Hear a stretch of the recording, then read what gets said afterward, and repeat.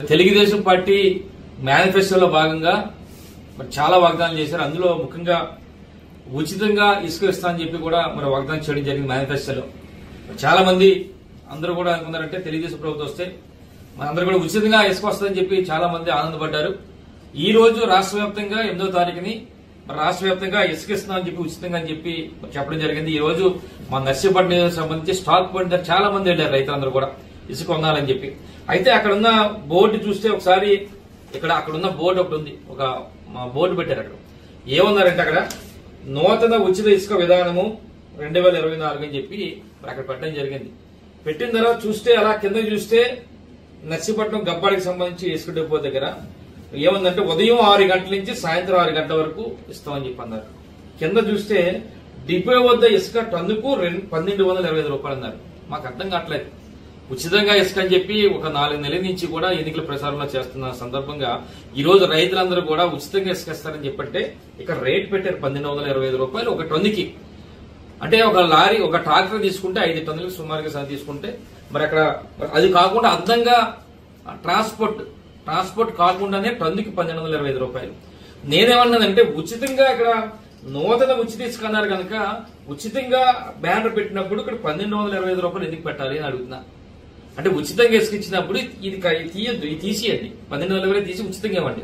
లేదు 1225 రూపాయలు మీరు టన్నుకి కలెక్ట్ చేస్తే ఇక్కడ నూతన ఉచిత ఇసుక విధానం అనేది పక్కన పెట్టేసి ఓన్లీ నూతన ఇసుక విధానం ఉచితం అనేది తీసేయని చెప్పి అంటున్నాను. అంటే ఉచితం అని చెప్పి టన్నుకి 1225 రూపాయలు ఇవ్వడం మరి తీసుకోవడం చాలా దుర్మార్గం అని చెప్పి అంటున్నాను. ఈ రోజు ఉదయం నుంచి కూడా రైతులు వెళ్ళి మరి అక్కడ మరి ఎవరు లేక ఎవరు ఇవ్వకపోవడం వల్ల ఈ రేట్లు అయి ఉండడం వల్ల వెనక చాలా మంది తిరిగి వచ్చారు. నేను దీనికి సంబంధించి ఇప్పటికే నేను అక్కడ స్టాక్ ఎంత ఉందో కూడా నేను వివరాలకి మరి మొన్ననే ఒక 3 రోజుల కిందట ఏడీ మైన్స్ వరకు కూడా పెట్టాను. ఆ స్టాక్ అక్కడ ఎంత ఇసుక ఉంది ఏంటనేది మనం పెట్టడం జరిగింది. ఎందుకంటే అక్కడ కేవలం టేబుల్ తో కొలిసి ఇసుకని 40,000 టన్నులు ఉందని చెప్తున్నారు. కానీ మాకున్న సమాచారం ప్రకారం మన జనవరి నెల నుంచి ఈ నెల ఇప్పటి వరకు కూడా 4-5 నెలల్లో సుమారుగా 1,00,000 టన్నుల వరకు కూడా ఇసుక అక్కడ ఉందన్నది మాకు సమాచారం. సుమారుగా 1,00,000 టన్నుల్లో ఈ 4 నెలల్లో ఒక 10,000-20,000 టన్నులు ఒక హౌసింగ్ సంబంధించి గానీ మళ్ళీ వేరే పర్పస్ కి కొనాలని చెప్పి వెళ్ళి ఉంటారు తప్ప అది కూడా రికార్డులు ఇవ్వమంటున్నాం మేము. ఎవరైతే ఎంతైతే వచ్చిందో 1,00,000 టన్నులు ఉంది వాళ్ళ దగ్గర సమాచారం. అది ఏడీ మంచి దగ్గర ఉందా లేదా రెవెన్యూ డిపార్ట్మెంట్ దగ్గర ఉందా మాకు తెలియదు. కానీ ఏ రోజుకి ఆ రోజు ఈ 3 నెలలు 4 నెలల్లో ఎంత వచ్చిందని ఉంది కనుక దయచేసి జిల్లా కలెక్టర్ వారిని కోరుతున్నాను. ఎందుకంటే ఇప్పుడు కేవలం 40,000 టన్నులు ఉందంటున్నారు అక్కడ ఇసుక. కానీ మా అంచనా ఏంటంటే 1,00,000 టన్నుల్లో సుమారుగా ఎట్టి బస్సులు కూడా 70,000 నుంచి 80,000 టన్నులు ఇసుక అక్కడ ఉంటుంది. అంటే వీళ్ళు చెప్పిన ప్రకారం 40,000 టన్నులు అమ్మితే ఇంకా 40,000 టన్నులు ఉంటుంది. అంటే 40,000 టన్నులు దోపిడీ చేయడానికి ఈ నర్సీపట్ల తెలుగుదేశం పార్టీ నాయకులు ప్రయత్నిస్తారు కనుక దయచేసి కలెక్టర్ గారిని కోరుతానమ్మా, మీరు వెంటనే ఏదైతే రికార్డులు ఉన్నాయో 4 నెలల నుంచి ఆ రికార్డులన్నీ కూడా తెప్పించండి.